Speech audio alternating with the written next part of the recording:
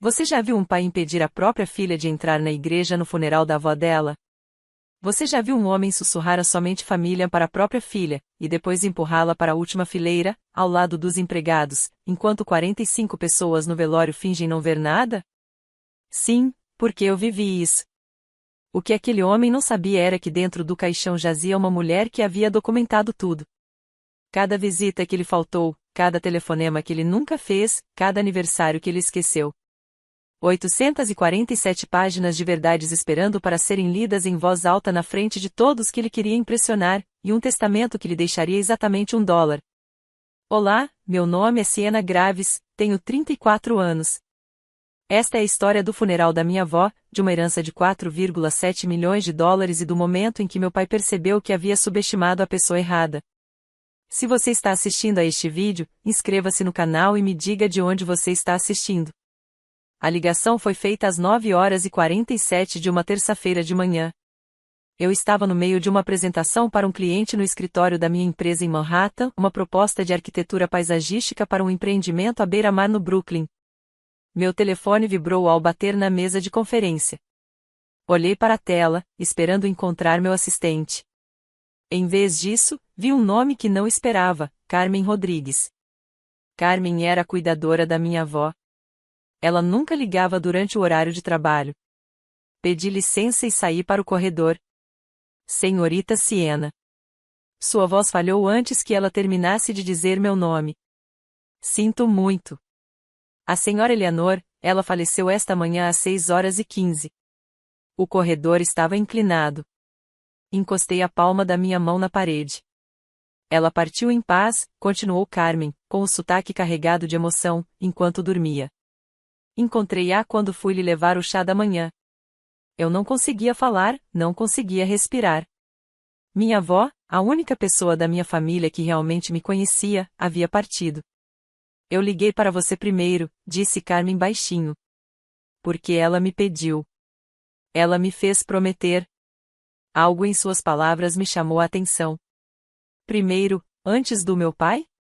Uma pausa. Longa demais. Seu pai chegou às 8h para assinar os papéis. Eu fiz as contas. Meu pai já sabia disso havia quase 2 horas. Ele foi de carro até a casa dela, cuidou da papelada e nem sequer pensou em me ligar. Soube da morte da minha avó pela cuidadora dela, não pelo meu pai, não pela minha madrasta, mas pela mulher que trocava os lençóis da cama dela e fazia o chá. Obrigada, Carmen, consegui dizer. Obrigada por ligar. Encerrei a apresentação mais cedo. Meu cliente perguntou se estava tudo bem. Eu disse, minha avó acabou de falecer. Eu não disse nada, e meu pai não se deu ao trabalho de me dizer. Algumas verdades são pesadas demais para estranhos. Naquela noite, sentei-me no chão do meu apartamento rodeada de fotografias. Há 3 anos, a vovó Eleanor me deu um álbum, sua coleção pessoal, que abrange décadas. Guarde isto em segurança, disse ela, colocando o papel em minhas mãos. A verdade está nas imagens. Eu não tinha entendido naquela época. Eu estava começando agora. Contei 47 fotografias de família datadas de 1998 a 2020. Manhãs de Natal, jantares de ação de graças, comemorações de aniversário, brunches de Páscoa. 47 instantâneos da família Graves ao longo dos anos. Eu apareci em 3 deles. 3. E nas 3 fotos, éramos apenas eu e a vovó Eleanor, fotos que ela mesma tirou, separadas dos retratos oficiais da família. Nas fotos de verdade, aquelas emolduradas expostas, estavam meu pai, Richard, sua esposa Marlene, vários primos e tias, uma família perfeita, sorrindo para a câmera. Eu não estava em lugar nenhum. Uma lembrança veio à tona, nítida como vidro quebrado. Natal de 2002. Eu tinha 12 anos. Marlene reuniu todos em frente à árvore, dispondo-os como adereços na vitrine de uma loja de departamentos. Siena, querida, você poderia se afastar um instante? Eu só quero tirar uma foto de família. Olhei para meu pai, esperando que ele dissesse algo, que dissesse que ela é da família. Ele ajeitou a gravata e sorriu para a câmera. Virei a página para o final do álbum. Ali, escondida entre as páginas, estava uma foto que eu quase tinha esquecido, eu e a vovó Eleanor, tirada em 2021, sentadas no balanço da varanda dela. No verso, em sua elegante caligrafia cursiva, minha verdadeira neta, a única que se lembra do meu aniversário. Tracei a caligrafia dela com a ponta do meu dedo. Ela tinha visto todos aqueles anos sendo apagada. E ela tinha visto tudo. Eu simplesmente ainda não sabia o quanto ela havia notado. Na manhã seguinte, liguei para meu pai para perguntar sobre os preparativos do funeral. Ele atendeu ao quarto toque, com uma voz que carregava aquela mistura peculiar de impaciência e condescendência que eu conhecia desde sempre. Siena, eu ia te ligar. Não, você não estava, pensei. Mas eu disse, quero ajudar com os preparativos. Posso tirar folga do trabalho. A Marlene está cuidando de tudo, ele me interrompeu, como se eu tivesse me oferecido para reorganizar a gaveta de meias dele. Está tudo resolvido. Você só precisa chegar na hora. Gostaria de dizer algo na cerimônia, algumas palavras sobre a vovó. Passei mais tempo com ela do que com qualquer outra pessoa nesses últimos 7 anos. O elogio fúnebre já está definido. O pastor Thompson falará, e Marlene dirá algumas palavras em nome da família. Marlene, minha madrasta, a mulher que visitou a vovó Eleanor talvez 20 vezes em 15 anos. A mulher que certa vez me perguntou no dia de ação de graças, lembre-me novamente qual é o seu parentesco com Eleanor. Ela falaria em nome da família. Eu não faria isso. Pai, eu estava com ela toda semana. Eu ligava para ela toda noite. Acho que eu deveria. Siena. Sua voz endureceu. Não complique as coisas. É um funeral, não um palco.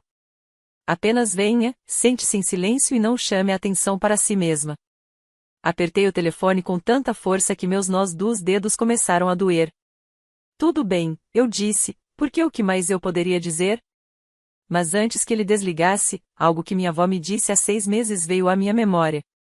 Estávamos sentadas no jardim dela assistindo ao pôr do sol, e ela apertou minha mão.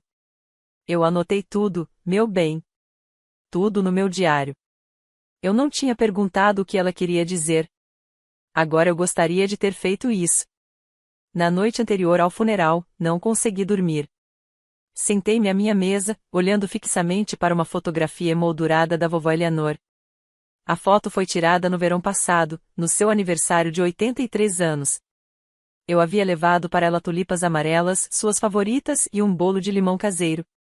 Na foto, ela estava rindo, com uma mancha de glacê no queixo. Abri meu aplicativo de calendário e rolei para trás, percorrendo os anos anteriores. Sou uma pessoa meticulosa, um risco inerente à profissão de arquiteto. Eu registro tudo. 312 visitas. Esse é o número de vezes que dirigi de Manhattan até Westchester para vê-la desde 2017. 45 minutos em cada sentido. Às vezes no trânsito da hora do rush, às vezes na neve. Todo domingo, sem falta, e frequentemente também às quartas-feiras. Pensei nas visitas do meu pai. Carmen havia mencionado isso uma vez, quase como se estivesse se desculpando. Seu pai veio 4 vezes nos 5 anos em que trabalho aqui. Nunca ficou mais de 20 minutos. 4 visitas em 5 anos. Eu já tinha ganho mais do que isso em um único mês. Então, por que eu era quem estava sendo marginalizado? Meu telefone vibrou. Mensagem de Carmen, senhorita Siena. O advogado, Sr. Morrison, quer vê-la depois do funeral amanhã. Ele disse que é importante. Harold Morrison, advogado da minha avó, um homem que eu só tinha encontrado 2 vezes, ambas na casa dela.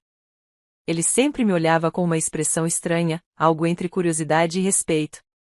Eu não sabia o que significava importante. Eu não sabia o que o amanhã me reservaria. Mas eu sabia de uma coisa, eu estaria naquele funeral. Não para meu pai, não para Marlene, para a vovó Eleanor, a mulher que me amou quando ninguém mais o faria. E se tentassem me fazer sentir indesejado, eu não me desculparia por existir. Não mais. 14 de março de 2024. Na manhã do funeral. Me vesti com cuidado, escolhendo um vestido preto simples, aquele que a vovó Eleanor me deu no meu aniversário de 33 anos. Clássico e elegante, ela disse quando abri a caixa. Como você. Em volta do meu pescoço, coloquei o colar de pérolas da minha mãe. Era a única coisa que me restava de Catherine Graves, que morreu de câncer quando eu tinha 8 anos. Meu pai apagou quase todos os vestígios dela depois de se casar novamente. Fotografias removidas, pertences doados, seu nome raramente mencionado. Mas a vovó Eleanor havia guardado esse colar. Ela o havia escondido e me deu no meu aniversário de 18 anos, pressionando-o na minha palma com lágrimas nos olhos. Sua mãe gostaria que você tivesse isso, ela sussurrou. Não deixe que tirem a memória dela de você. Olhei para mim mesma no espelho, o vestido, as pérolas, as olheiras de uma noite em claro. Hoje não é sobre você, eu disse ao meu reflexo. Hoje é sobre ela. Dirigi por 45 minutos até Westchester, o mesmo trajeto que já havia feito centenas de vezes, passando pelos centros comerciais e loteamentos, pelas estradas sinuosas ladeadas por pinheiros despidos até chegar à igreja de São Miguel. Cheguei às 13h45, 15 minutos antes do horário marcado. O estacionamento já estava ficando cheio. Reconheci alguns rostos, parentes distantes que eu via uma vez por década, velhos amigos da minha avó, algumas pessoas que eu não conhecia de todo. Respirei fundo e saí do carro. Aconteça o que acontecer a seguir, eu enfrentarei com dignidade. Eu me despediria da mulher que me amou e não deixaria que ela me visse desmoronar. Esse era o plano, de qualquer forma. Meu pai ficou parado na entrada da igreja como um sentinela. Ele vestia um terno cinza escuro, impecavelmente passado, e seus cabelos grisalhos estavam penteados para trás com precisão. Ele cumprimentava os convidados que chegavam com um aperto de mãos, aceitando as condolências com um aceno sombrio, a imagem de um filho enlutado. Subi os degraus de pedra. Ele me viu chegando e sua expressão mudou. A tristeza habitual vacilou, substituída por algo mais duro. Siena. Ele entrou no meu caminho. O que você está fazendo aqui? É o funeral da vovó, pai. Ele olhou por cima do ombro. Tia Margarete, irmã mais nova da avó Eleanor, estava nos observando de dentro da porta. Ele baixou a voz. Não pensei que você realmente viria. Ela era minha avó. Sim. Bem, ele ajeitou os botões de punho, um hábito nervoso que eu havia notado desde a infância. Os assentos reservados para famílias estão lotados. Vocês precisarão se sentar no fundo. Eu fiquei olhando para ele.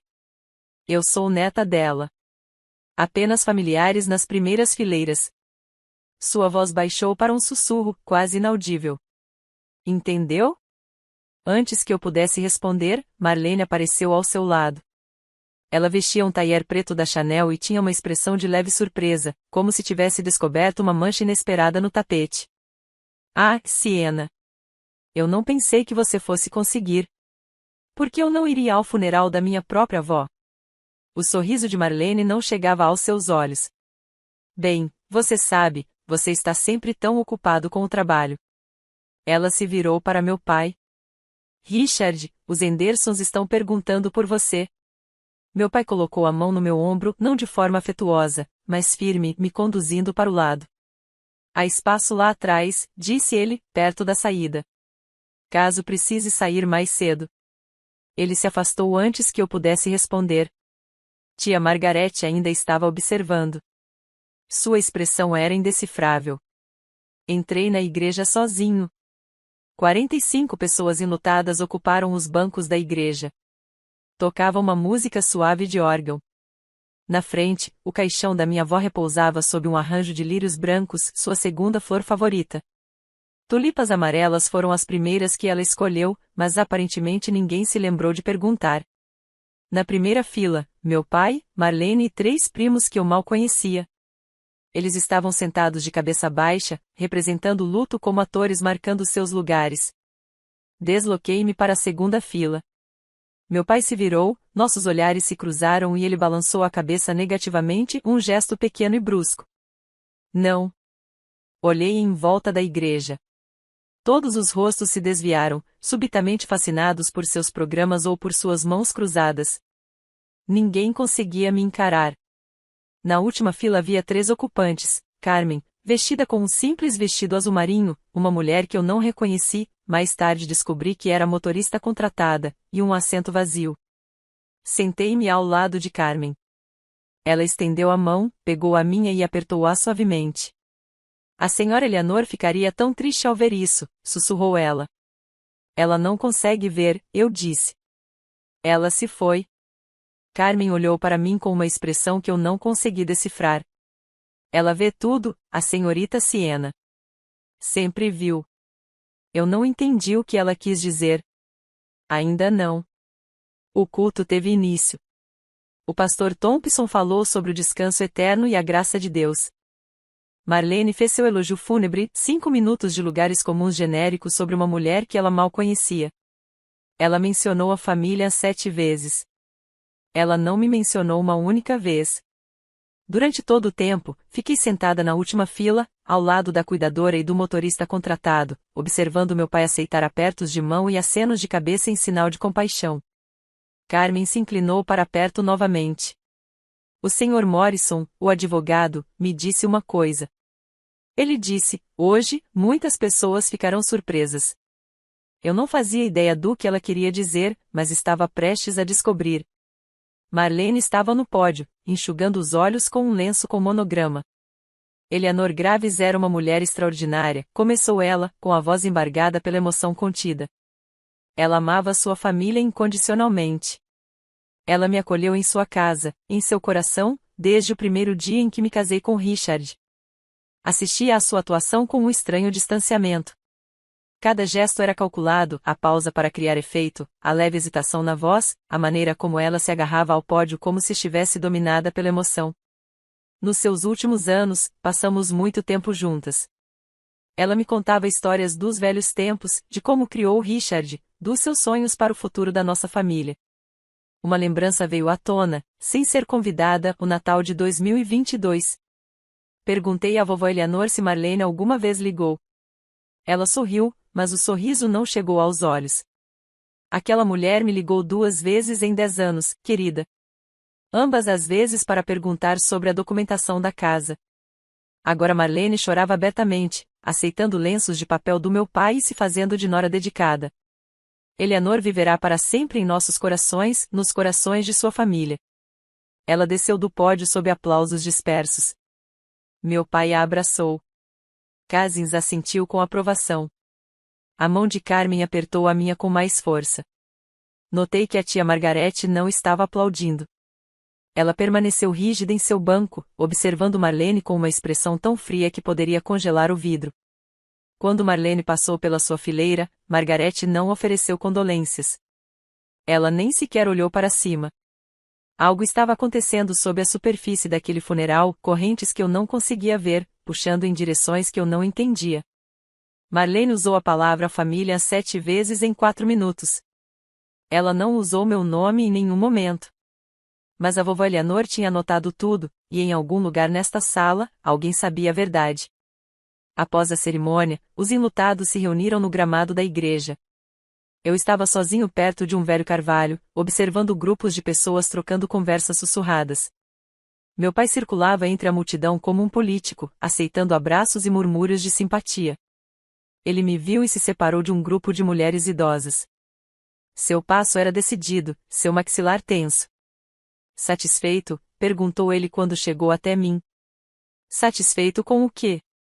Vir aqui e fazer com que as pessoas te notem. Sentei-me na última fila. Não disse uma palavra.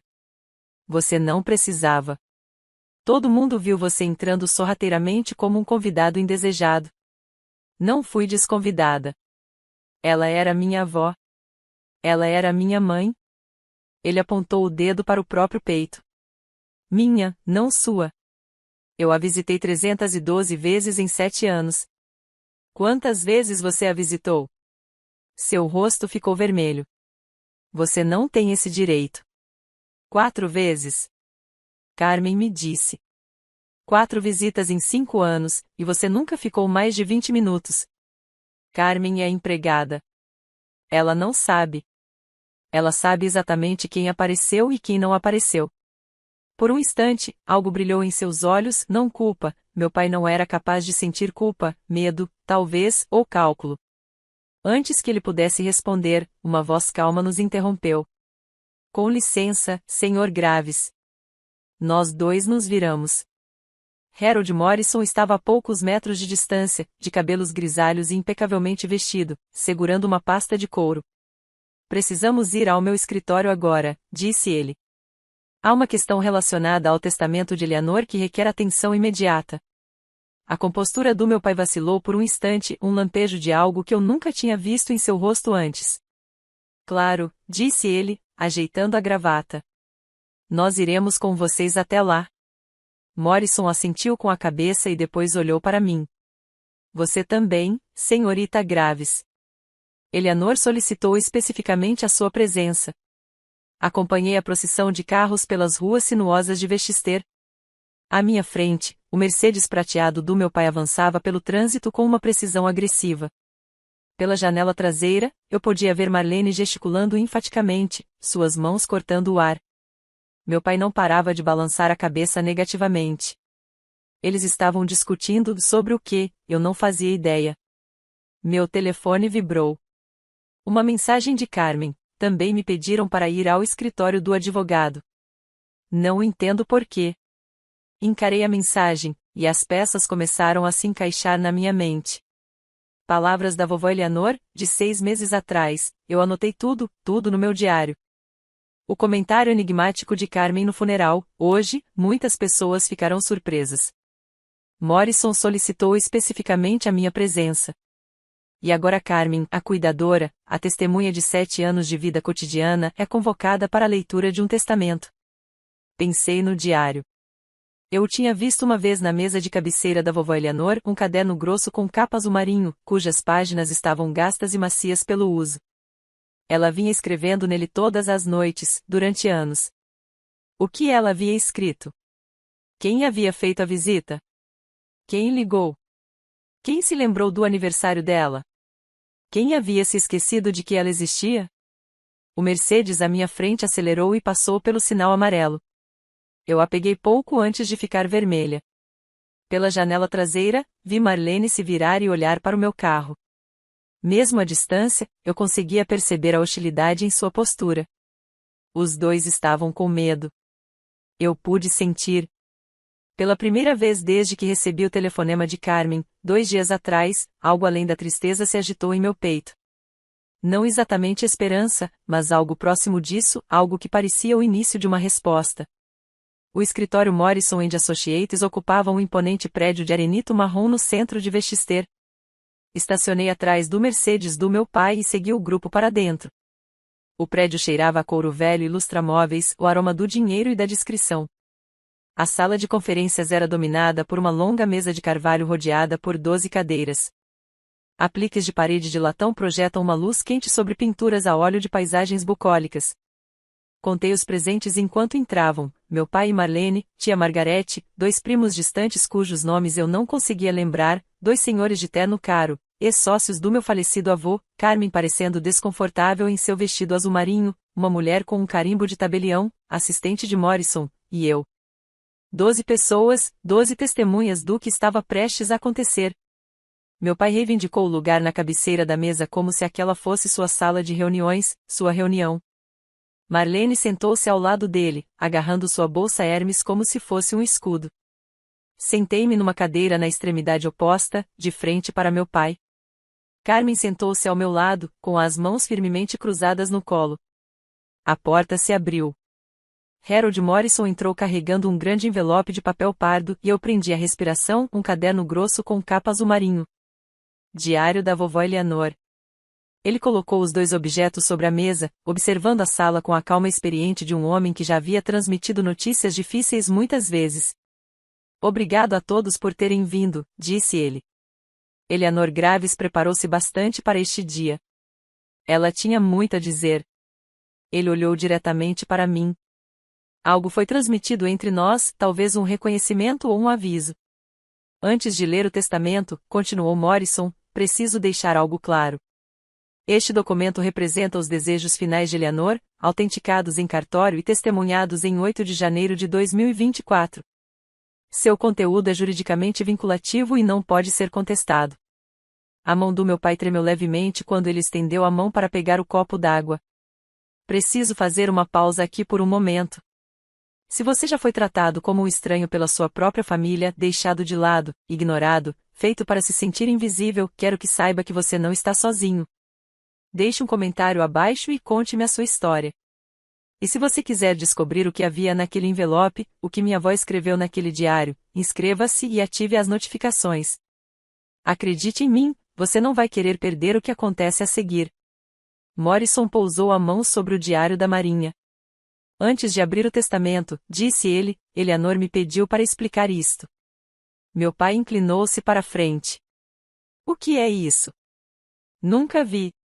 Por favor, não interrompa, Sr. Graves. O tom de Morrison era educado, mas inflexível. Este é o diário pessoal de Eleanor. Ela o manteve de 2017 até sua morte. 847 páginas. As sobrancelhas perfeitamente desenhadas de Marlene se ergueram. 800 páginas de quê? Registros. Morrison abriu o diário em uma página marcada. Eleanor documentou tudo. Cada visita que recebeu, cada telefonema, cada cartão de aniversário ou a falta dele. O silêncio tomou conta da sala. Morrison começou a ler.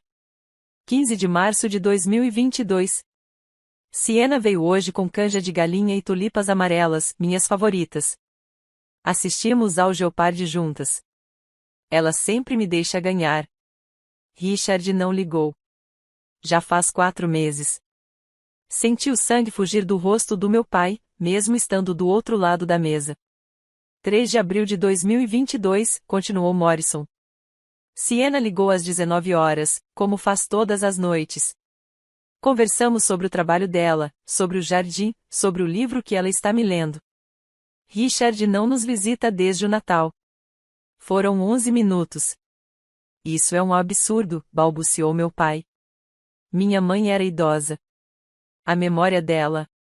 A médica de Eleanor, doutora Patricia Hoffman, certificou sua capacidade mental em 8 de janeiro de 2024. Morrison elaborou um documento. Esta certidão está anexada ao testamento. Sua mãe sabia exatamente o que estava escrevendo, Sr. Graves. Tia Margaret falou pela primeira vez. Minha irmã me ligava toda semana. Ela me contava tudo, quem tinha vindo, quem não tinha vindo. Ela olhou para meu pai com desprezo evidente. Ela era mais esperta do que qualquer um de nós. A boca do meu pai abria e fechava. Nenhuma palavra foi dita. O diário estava sobre a mesa como uma bomba prestes a explodir. Morrison largou o diário e pegou uma única folha de papel. Eleanor compilou esses números sozinha, disse ele. Ela me pediu para lê-los em voz alta antes de abrir o testamento. Meu pai agarrou os braços da cadeira. Marlene ficou completamente imóvel. De 2017 a 2024, leu Morrison, Siena Graves visitou Eleanor 312 vezes. Ele fez uma pausa, deixando o número se assentar. Richard Graves visitou o local 4 vezes. Duração total, menos de 2 horas. Um pequeno som escapou de Marlene, algo entre um suspiro e uma risada de incredulidade. Telefonemas da Siena, aproximadamente 2.500, quase todas as noites durante 7 anos. Eu não tinha me dado conta de que havia feito tantas ligações, mas os cálculos batiam. 7 anos, quase todas as noites. 11 ligações telefônicas de Richard. 8 delas referentes à documentação do imóvel. Meu pai se levantou abruptamente, sua cadeira raspando no chão de madeira. Isso é uma invenção. Minha mãe estava confusa. Ela estava. Sente-se, Sr. Graves. A voz de Morrison não se elevou, mas algo nela inspirava obediência. Ainda não terminei. Carmen pigarreou. Posso confirmar esses números. Sua voz era firme, apesar da tensão no ar. Trabalhei para a Sra. Eleanor por 5 anos. Vi quem vinha e quem não vinha. Tia Margaret assentiu com a cabeça. Eu também posso. Minha irmã me contou tudo. 2 testemunhas independentes, 2 pessoas sem qualquer interesse financeiro no resultado, corroborando cada palavra. Meu pai recostou-se na cadeira. pela primeira vez na minha vida, eu o vi com um olhar genuinamente assustado. Os números não mentem, disse Morrison em voz baixa. Eleanor sabia disso. Ela foi professora por 40 anos. Ela entendia o poder da documentação. Ele estendeu a mão para o envelope de papel pardo. Agora, à vontade. Morrison rompeu o lacre do envelope com cuidado deliberado. Dentro havia 3 folhas de papel grosso cor creme, cobertas com uma linguagem jurídica precisa. Ele as espalhou sobre a mesa, ajustando seus óculos de leitura. O último testamento de Eleanor Margaret Graves, começou ele. Assinado e autenticado em 8 de janeiro de 2024, na presença de 2 testemunhas independentes e um tabelião licenciado. Meu pai permaneceu imóvel, com os olhos fixos nos documentos. A mão de Marlene deslizou em direção ao braço dele, mas ele pareceu não notar. Eu, Eleanor Margaret Graves, estando em pleno gozo das minhas faculdades mentais e em livre vontade, declaro este ser o meu testamento final, revogando todos os testamentos e codicilos anteriores. Morrison ergueu os olhos, examinando a sala. Seu olhar permaneceu sobre mim por apenas um instante. Meu patrimônio consiste no seguinte: a residência em 47 Lakeview Drive, Westchester, Nova York, avaliada em aproximadamente 2,3 milhões de dólares, o iate Lady Eleanor, avaliado em 890 mil dólares, contas de investimento na Vanguard Financial, com saldo atual de 1,2 milhão de dólares, minha coleção de arte, avaliada em 340 mil dólares. Ele fez uma pausa, deixando os números serem assimilados. Valor total do patrimônio, aproximadamente 4,73 milhões de dólares. O aperto de Marlene em sua bolsa Hermes aumentou visivelmente. A respiração do meu pai tornou-se superficial e rápida. Eu não estava olhando os documentos. Eu estava olhando para a fotografia na parede atrás de Morrison, uma imagem em preto e branco da minha avó quando jovem, rindo de algo que estava fora do enquadramento. Ela sabia que esse momento chegaria. Ela havia se preparado meticulosamente para isso, documentando cada pequena afronta, cada ausência, cada prova de quem realmente estivera ao seu lado. Morrison virou para a segunda página. Agora vou ler a distribuição dos bens, disse ele. Eleanor foi muito específica sobre quem recebe o que e, mais importante, por quê. Artigo 1, leu Morrison. Para meu filho, Richard Allen Graves. Meu pai endireitou-se na cadeira, um lampejo de sua antiga confiança retornando. Ele ajeitou a gravata, preparando-se para receber o que claramente acreditava ser seu direito de primogenitura. Morrison prosseguiu sem demonstrar qualquer inflexão. Deixo a quantia de $1. O silêncio que se seguiu foi absoluto. Meu pai piscou. Desculpe. O que você disse? $1, Sr. Graves. A expressão de Morrison permaneceu neutra. Eleanor incluiu uma explicação que sou obrigada a ler. Deixo para Richard $1 para que ele não possa alegar que o esqueci. Eu não o esqueci. Lembro-me muito bem dos 7 anos em que ele me abandonou. Isto é, a voz do meu pai falhou. Isto é uma loucura. Ela não estava em seu juízo perfeito. O certificado de capacidade mental está anexado, como mencionei. Morrison apresentou outro documento assinado pela doutora Patricia Hoffman em 8 de janeiro de 2024. Sua mãe foi avaliada especificamente para esse fim. Marlene agarrou o braço do meu pai. Richard, faça alguma coisa. Vou processar, rosnou ele. Vou contestar isso no tribunal. Com que fundamento? Perguntou Morrison calmamente. O testamento foi devidamente lavrado, testemunhado e autenticado em cartório, de acordo com a lei do Estado de Nova York. A capacidade mental de sua mãe está documentada por um médico licenciado. Você não tem legitimidade para contestar essas disposições. Mas eu sou o filho dela, o único filho dela. Sim, concordou Morrison. E ela deixou para você exatamente o que pretendia deixar. Observei a expressão no rosto do meu pai oscilar entre choque, raiva e algo que nunca tinha visto ali antes, humilhação. O homem que passou a vida projetando sucesso e status estava sendo despido diante de todos que ele queria impressionar. Tia Margarete não se mexeu, não disse nada, mas um pequeno sorriso sombrio brincava nos cantos de sua boca. Meu pai não se sentou. Seu rosto havia adquirido uma coloração carmesim irregular, com veias pulsando nas têmporas. Isto é uma conspiração, sibilou ele. Alguém a manipulou. Alguém. Seus olhos pousaram em mim. Você. Encarei seu olhar fixamente. Eu não sabia nada sobre isso. Mentiroso. Ele bateu com a palma da mão na mesa. Você a visitava constantemente. Você a envenenou contra mim? Eu a visitei porque a amava. Amor? Ele riu, um som áspero e desagradável. Você queria o dinheiro dela.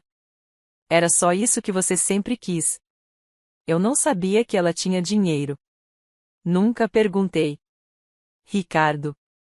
Marlene puxou a manga da camisa dele. Todos estão assistindo. Ele a afastou bruscamente. Não me importo com quem esteja assistindo. Esta é a minha herança, o meu direito de primogenitura. Tia Margarete se levantou. Aos 72 anos, era uma mulher pequena, mas sua presença preenchia o cômodo. Richard, disse ela baixinho. Quando foi a última vez que você ligou para sua mãe? Não para falar da casa. Não para falar de papelada. Só para perguntar se ela estava bem. Não tenho que lhe dar satisfações. Você não pode responder, pode? Porque você não se lembra. Porque já se passaram anos. Isso não é. Eu falava com a minha irmã todas as semanas, continuou Margarete. Ela me contava sobre Siena, a neta que vinha todos os domingos, que ligava todas as noites, que trazia sopa quando ela estava doente. Ela também me contava sobre você, o filho que desapareceu. A boca do meu pai se movia silenciosamente.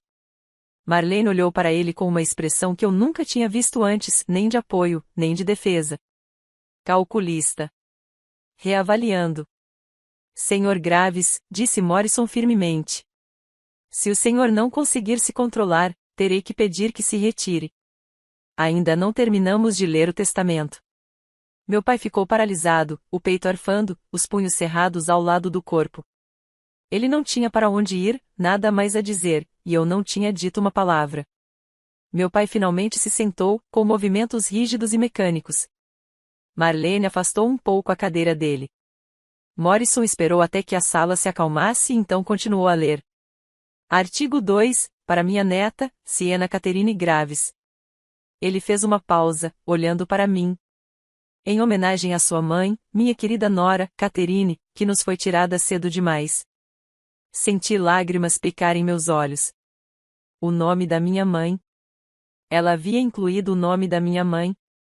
Deixo o restante do meu patrimônio, a casa no número 47 da Lakeview Drive, o iate Lady Eleanor, todas as contas de investimento, a coleção de arte e tudo. As palavras ficaram suspensas no ar. Eleanor incluiu uma declaração, disse Morrison. Ela queria que eu a lesse exatamente como estava escrita. Ele levantou a página e eu ouvi a voz da minha avó em cada palavra. Siena foi a luz dos meus últimos anos. Ela não veio por dinheiro. Ela nem sabia que eu tinha algum. Ela veio porque me amava. Todos os domingos, faça chuva ou faça sol. Em cada telefonema, mesmo quando estava exausta do trabalho. Em cada tulipa amarela no meu aniversário. Em cada tigela de sopa quando eu estava doente. Ela foi a única que se lembrou de que eu ainda estava vivo. Carmen apertou minha mão por baixo da mesa. Não deixo minha herança para ela como punição para Richard. Deixo porque ela a mereceu, não por obrigação, mas por amor. Há uma diferença. Eu não conseguia falar, não conseguia me mexer. As lágrimas caíam livremente agora, e eu não tentei impedi-las. Pela primeira vez na vida, alguém da minha família realmente me enxergou não como um fardo, não como um incômodo, não como a filha de uma mulher morta que todos queriam esquecer. Como alguém digna de amor. E ela fez questão de que todos nesta sala soubessem disso. Morrison pegou o jornal da Marinha. Há um último legado, disse ele. A própria revista. Ele deu a volta na mesa, parando ao lado da minha cadeira. As instruções de Eleanor eram explícitas. Este diário deve ser entregue a Siena e somente a Siena, escreveu ela. Ele consultou um cartão de anotações. Entrego isto à minha neta não como prova, a verdade já foi dita hoje. Entrego para que ela saiba que cada visita, cada telefonema, cada gesto de carinho foi testemunhado e valorizado. Ela nunca foi invisível para mim. Ele colocou o diário em minhas mãos. Era mais pesado do que eu esperava, 847 páginas com a caligrafia cuidadosa da minha avó, documentando 7 anos de sua vida. Abri na primeira página. 1º de janeiro de 2017. Sua caligrafia elegante preenchia as margens. Um novo diário para um novo ano. Começo este registro porque quero que a verdade sobreviva a mim. Voltei-me para a última entrada. 5 de março de 2024, 7 dias antes de ela morrer. Siena ligou hoje à noite. Ela perguntou se eu queria que ela lesse para mim. Eu disse que sim. Ela leu O Grande Gatsby, meu livro favorito desde que eu era menina. A voz dela é muito parecida com a da Catherine. Vou sentir falta dessa voz. Eu li para ela durante 3 semanas seguidas. Não sabia que seria a última coisa que faria por ela. Mas ela sabia. Ela tinha notado. Ela queria que eu entendesse que cada momento importava. Há também uma carta, disse Morrison em voz baixa. Carmen a está aguardando para você. Eleanor pediu que você a abra em particular quando estiver pronto. Olhei para Carmen. Ela sentiu com a cabeça, os olhos brilhando. Minha avó havia se preparado para tudo, até mesmo para a despedida. Meu pai se levantou da cadeira. Seu rosto havia se transformado, a raiva se dissipara, substituída por algo suave e suplicante. Ele caminhou em minha direção com os braços ligeiramente estendidos, como um homem se aproximando de um animal arisco. Siena. Sua voz transbordava uma ternura que eu nunca havia ouvido antes. Meu bem, estou tão feliz por você. Mamãe sempre te amou. Eu sempre soube disso. Eu não me mexi. Somos uma família, continuou ele, aproximando-se. Sei que não fui perfeito. Mas podemos recomeçar agora. Você pode voltar para a casa da mamãe, quer dizer, para sua casa. Podemos ser uma família de verdade novamente. Olhei para ele. Olhei mesmo. O mesmo homem que me bloqueara na porta da igreja 3 horas antes. O mesmo homem que sibilara somente para familiares e me mandara para a última fila. Lar, repeti. Qual lar? A casa da mãe? A propriedade rural? Todos nós podemos. Há 3 horas você me disse que eu não era da família. Ele estremeceu. Eu não quis dizer?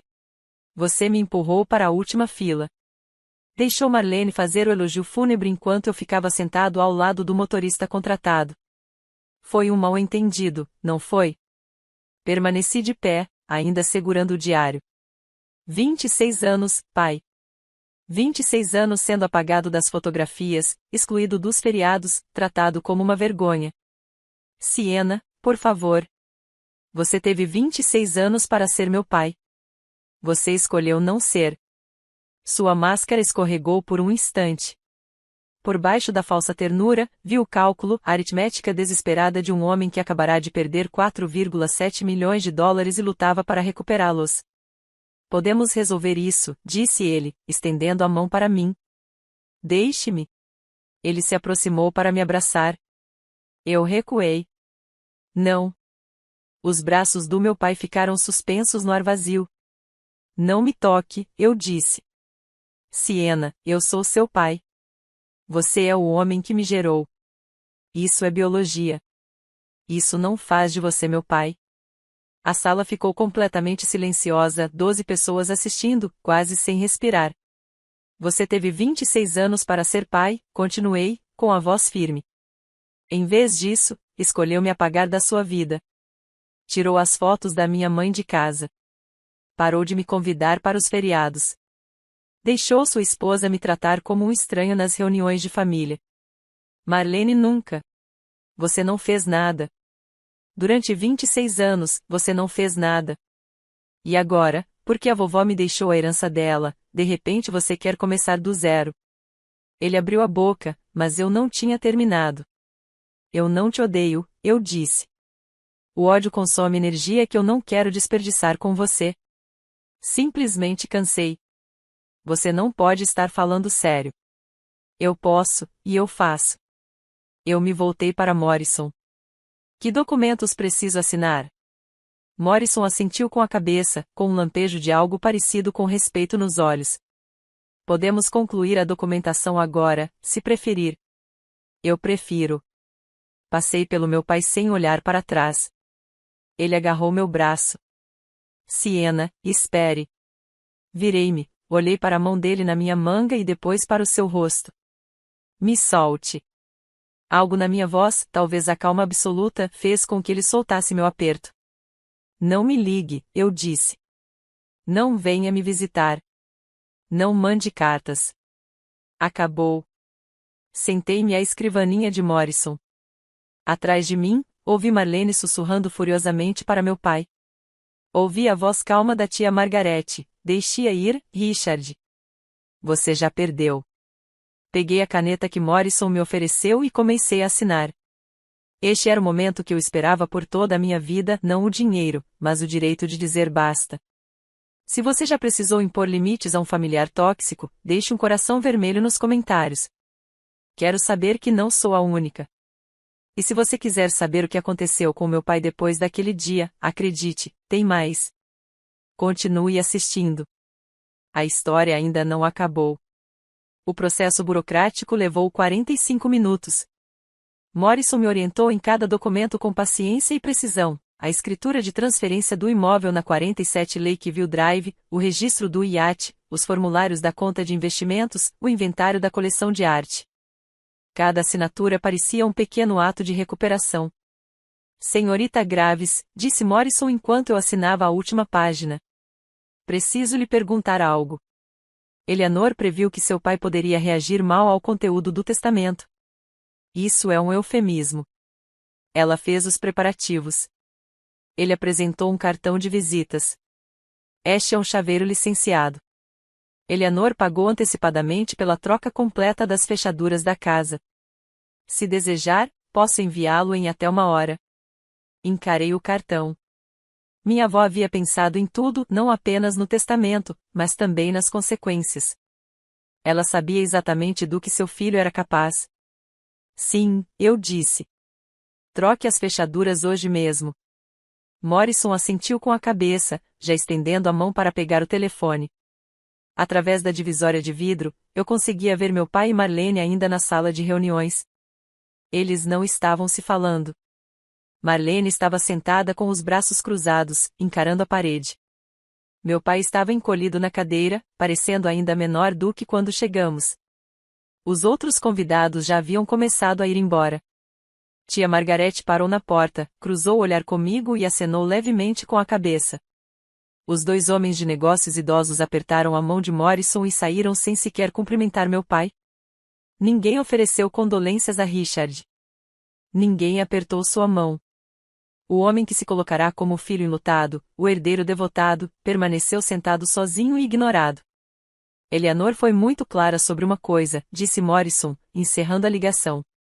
Ela queria que você estivesse protegido não apenas financeiramente, mas emocionalmente. Ela sabia que este dia seria difícil. Ela sabia de tudo, eu disse. Ela sempre soube. Saí do escritório de Morrison com o diário pressionado contra o peito. Carmen estava esperando no corredor. Ela parecia nervosa, com as mãos entrelaçadas. Senhorita Siena, posso falar com você? Claro, Carmen. Ela lançou um olhar para a sala de conferências onde meu pai ainda estava sentado imóvel, depois aproximou-se, baixando a voz. Senhora Eleanor, ela a amava como uma filha. No fim, ela só falava de você. Da sua voz quando você lia para ela. Das tulipas que você sempre trazia. Senti minha garganta apertar. Obrigado por cuidar dela. Não precisa me agradecer. Carmen hesitou. Mas tem mais uma coisa. A senhora Eleanor me pediu para guardar algo para você. Não está no testamento, é algo particular. Ela enfiou a mão na bolsa e tirou um pequeno envelope. Na frente, a caligrafia da minha avó, para Siena. Abra quando estiver pronta. Peguei-o com cuidado, sentindo o peso do papel dentro. Ela escreveu isso uma semana antes de falecer, disse Carmen. Ela me disse que era isso que eu não podia incluir nos documentos legais, as coisas que eram só para ela. Guardei o envelope no bolso, junto ao coração. Obrigada, Carmen. Por tudo. Ela sentiu com a cabeça, com lágrimas brilhando nos olhos. Você foi boa para ela, senhorita Siena. Ela foi feliz por sua causa. Quero que você saiba disso. Atrás de nós, a porta da sala de conferência se abriu. A voz do meu pai, tensa e desesperada. Siena, espere. Eu não me virei. Adeus, Carmen, eu disse. Entrarei em contato sobre a casa. Caminhei em direção à saída, o diário da minha avó nos braços, a carta dela no bolso. Ouvi meu pai me chamando pelo nome. Não olhei para trás. O sol da tarde de março bateu no meu rosto quando saí. Parei nos degraus da entrada do prédio de tijolos marrons, respirando ar fresco. Pela primeira vez em dias, talvez mais, senti algo além de tristeza. Não exatamente felicidade, mas algo mais leve. Algo como liberdade. Meu celular vibrou. Uma mensagem de um número desconhecido. Siena, aqui é a tia Margarete. Consegui seu número com o Harold. Gostaria de te ver quando você estiver pronta. Sua avó falava muito de você. Acho que deveríamos nos conhecer melhor. Ela teria querido isso. Li a mensagem 2 vezes, e um pequeno sorriso se formou em meus lábios. A vovó Eleanor falava de mim, para a irmã, para Carmen, provavelmente para qualquer um que quisesse ouvir. Enquanto meu pai fingia que eu não existia, ela contava para as pessoas sobre a neta. Aquela que visitava. Aquela que ligava. Aquela que se lembrava. Digitei uma resposta, eu também gostaria disso, tia Margarete. Ligo para você esta semana. Atrás de mim, a porta se abriu de repente. Siena. A voz do meu pai, rouca e desesperada. Precisamos conversar. O tom cortante de Marlene o interrompeu. Richard, pare. Você está causando uma cena. Não me importo com as cenas. Esse dinheiro é da minha mãe. Esse dinheiro não é mais seu. Nunca foi. Eu não me virei. Fui até meu carro, destranquei-o e entrei no banco do motorista. Pelo retrovisor, pude vê-los nos degraus, meu pai, de boca aberta, um braço estendido em direção ao meu carro que partia. Marlene estava parada ao lado dele, de braços cruzados, com uma expressão fria. Liguei o motor. A última coisa que vi antes de partir foi meu pai, paralisado nos degraus do prédio de tijolos marrons, observando-me ir embora. Ele não me seguiu. Não tinha mais nada a oferecer. 3 semanas após o funeral, eu estava desempacotando caixas na casa da minha avó, que agora é minha casa. O chaveiro apareceu no mesmo dia da leitura do testamento. A empresa de segurança instalou novas câmeras 2 dias depois. Passei a primeira semana apenas caminhando pelos cômodos, tocando os móveis, relembrando. Meu telefone tocou. Tia Margarete. Siena, achei que você deveria saber algo sobre Richard e Marlene. Coloquei de lado o porta-retratos que estava segurando uma foto da minha avó e do meu avô no dia do casamento deles. O que aconteceu? Marlene entrou com o pedido de divórcio na última terça-feira. Já consta nos registros do condado. Sentei-me devagar na beirada do sofá. Divórcio? Aparentemente, ela não sabia que Richard havia sido excluído do testamento de Eleanor até a leitura. Ela pensava que estava se casando por dinheiro.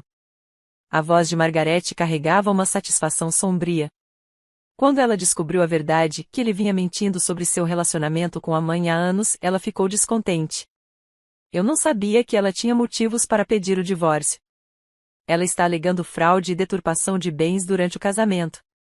Os advogados dela são bons.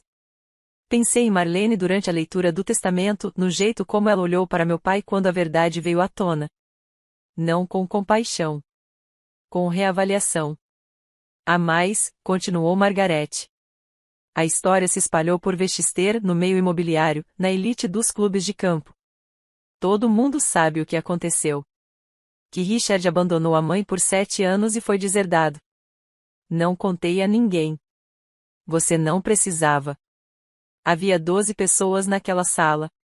Notícias assim se espalham rápido. Ela fez uma pausa.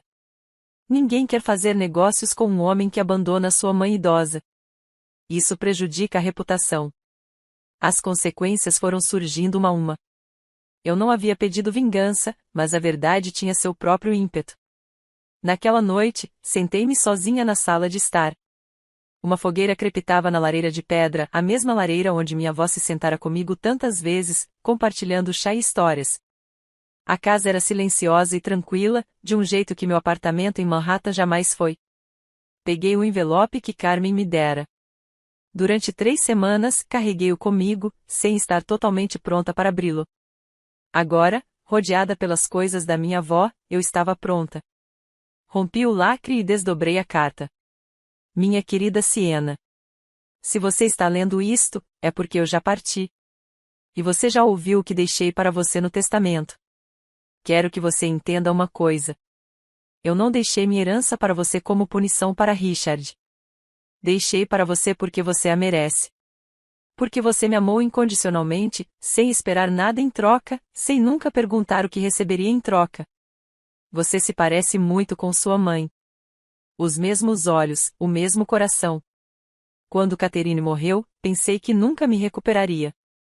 Mas então eu vi você crescer. Vi você se tornar gentil apesar da crueldade. Forte apesar da negligência. Amorosa apesar de receber tão pouco amor em troca. Richard era meu filho. Um dia eu o amei. Mas o amor não justifica o abandono. Não apaga 7 anos de silêncio, de promessas vazias, de escolher o conforto em vez do dever. Você escolheu diferente. Cada visita de domingo. Cada telefonema. Cada tulipa amarela. Você me escolheu, e eu te escolhi. Não desperdice sua energia com culpa. Não deixe que Richard faça você sentir que pegou algo que não era seu. Você conquistou isso, não por obrigação, mas por amor. Viva bem, minha querida. Essa é a melhor maneira de honrar minha memória. Todo o meu amor para sempre. Vovó Eleanor. Apertei a carta contra o peito e chorei. Pela primeira vez desde que ela morreu, permiti-me sentir verdadeiramente o luto. 1 mês após o funeral, meu pai ligou. Eu estava na minha mesa em Manhattan, revisando as plantas de um novo projeto. O número dele apareceu na minha tela. Eu ainda não o tinha bloqueado, embora tivesse considerado a possibilidade. Algo me fez responder. Siena. Sua voz soava diferente e cansada, oca. Podemos falar? Você tem 2 minutos. Uma longa expiração.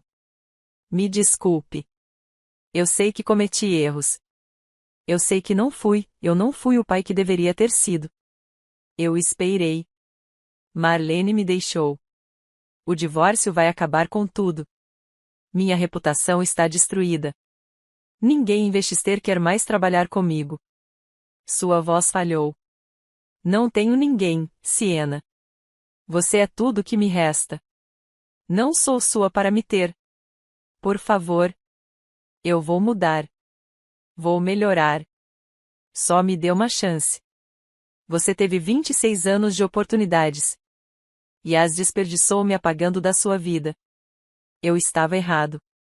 Admito. Mas eu sou seu pai. Você é o homem que me impediu de ir ao funeral da minha avó. Que me fez sentar na última fila com os funcionários. Que deixou sua esposa fazer o elogio fúnebre enquanto eu não tive permissão para falar? Silêncio. Você não está ligando porque sente muito, eu disse. Você está ligando porque está sozinha. Porque Marlene foi embora, seus amigos desapareceram e você não tem mais ninguém a quem recorrer. Isso não é. É verdade. E eu entendo. Mas eu não sou seu plano B. Eu não sou seu último recurso. Siena, por favor. Não ligue novamente. Encerrei a chamada. Depois, bloqueei o número dele. Fiquei sentada por um longo momento, encarando meu celular. Não me senti triunfante. Não me senti vingada. Eu simplesmente me senti esgotado. 26 anos de espera por um pai que nunca chegaria. Era hora de parar de esperar. No fim de semana seguinte, dirigi até Connecticut. A tia Margarete morava em uma pequena casa colonial cercada por jardins e tulipas amarelas, dezenas delas, que brilhavam contra o solo primaveril. São as favoritas da Eleanor, disse Margarete, seguindo meu olhar enquanto abria a porta. Eu as planto todos os anos para ela. Ela me abraçou, um abraço verdadeiro, caloroso e sem hesitação. Parecia algo estranho depois de tantos anos com familiares que mal reconheciam minha existência. Estávamos sentadas na cozinha dela, tomando chá em xícaras de porcelana que haviam pertencido à mãe da minha avó. A luz da tarde entrava obliquamente pelas cortinas de renda. Eleanor falava de você o tempo todo, disse Margarete. Em cada telefonema, em cada visita, ela me contava tudo. Siena trouxe sopa hoje. Siena leu para mim ontem à noite. Siena lembrou do meu aniversário quando ninguém mais lembrou. Eu não sabia que ela tinha te contado. Ela contou para todos que quisessem ouvir. Margarete sorriu, mas seus olhos estavam tristes.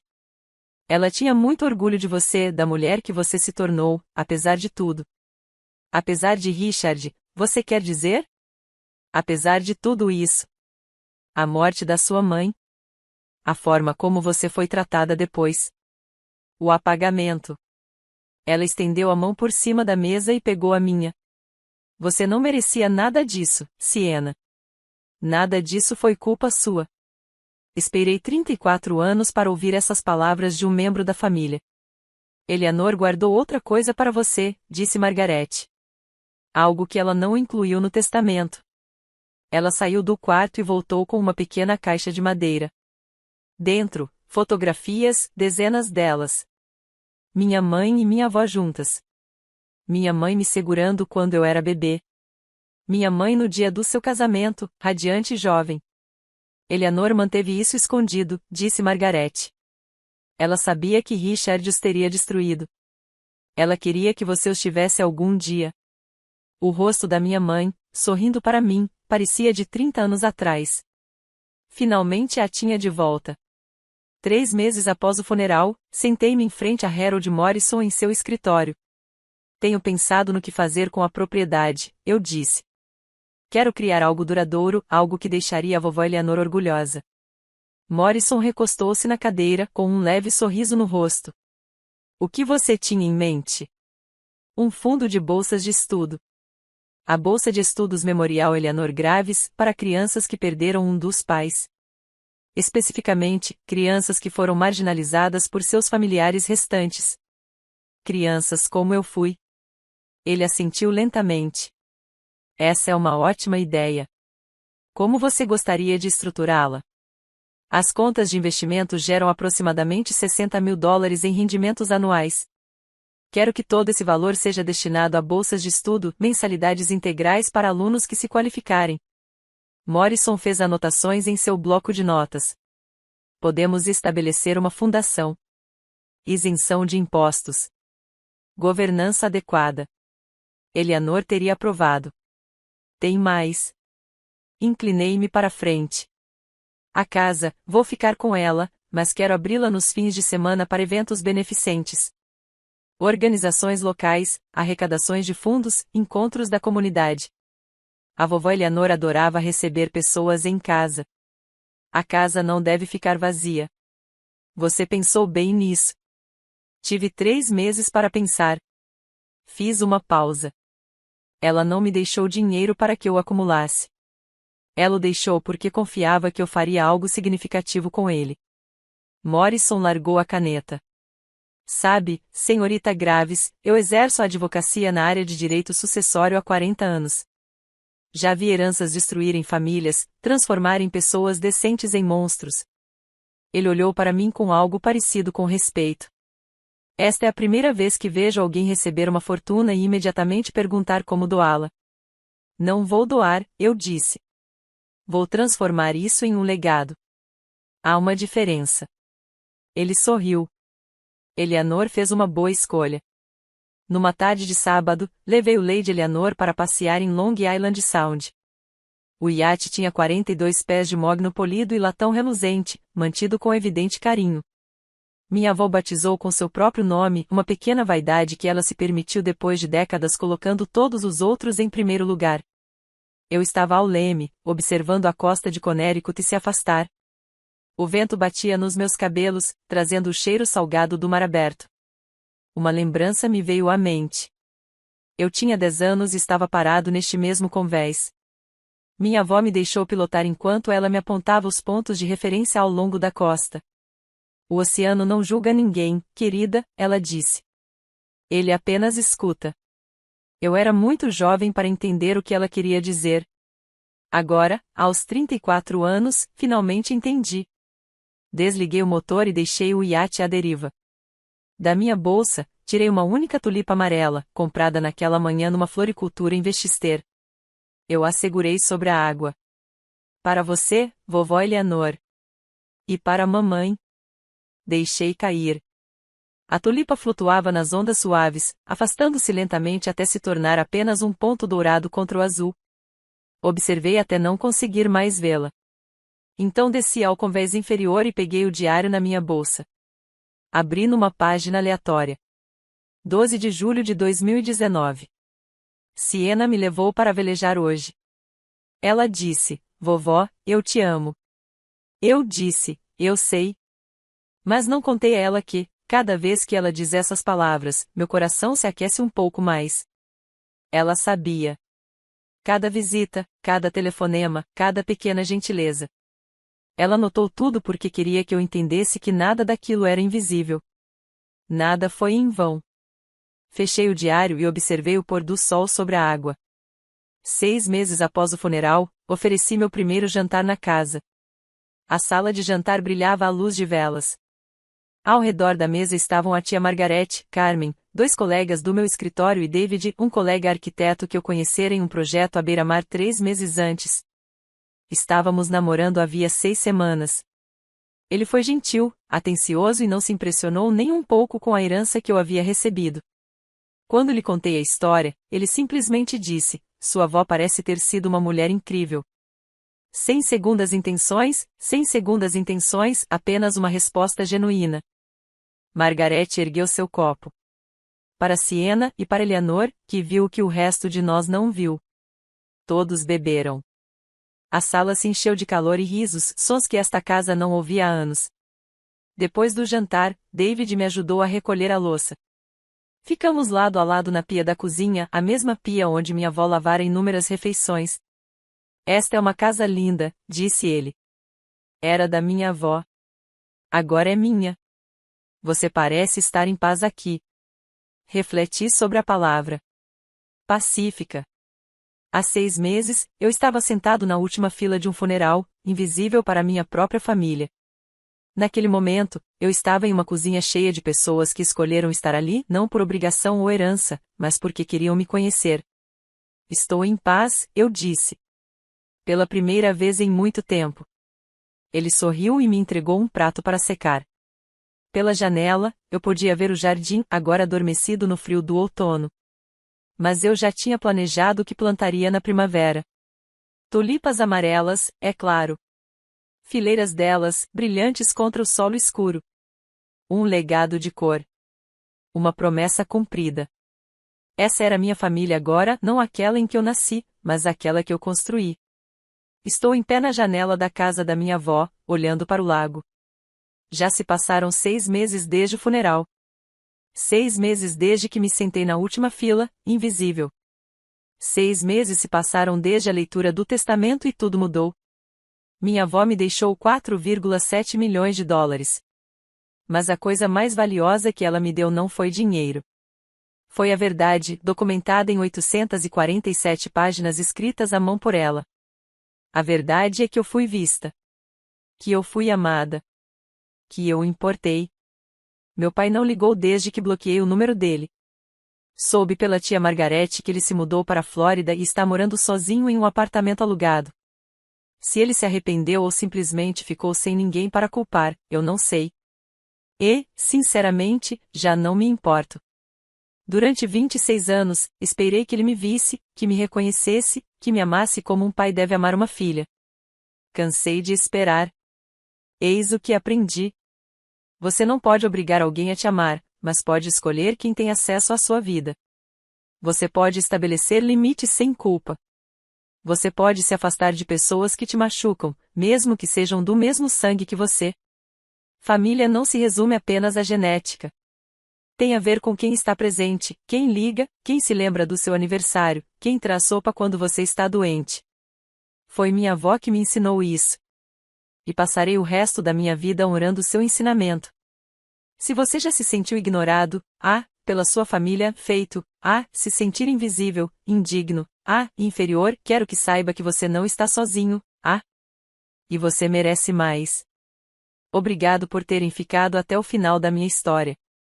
Se você se identificou com isso, inscreva-se e compartilhe sua experiência nos comentários. Eu leio todos eles. Até a próxima, obrigado por estarem aqui durante toda essa jornada. Se você já precisou impor limites a familiares tóxicos, quero ouvir sua história. Deixe um comentário abaixo. Suas experiências importam e você não está sozinho, nisso.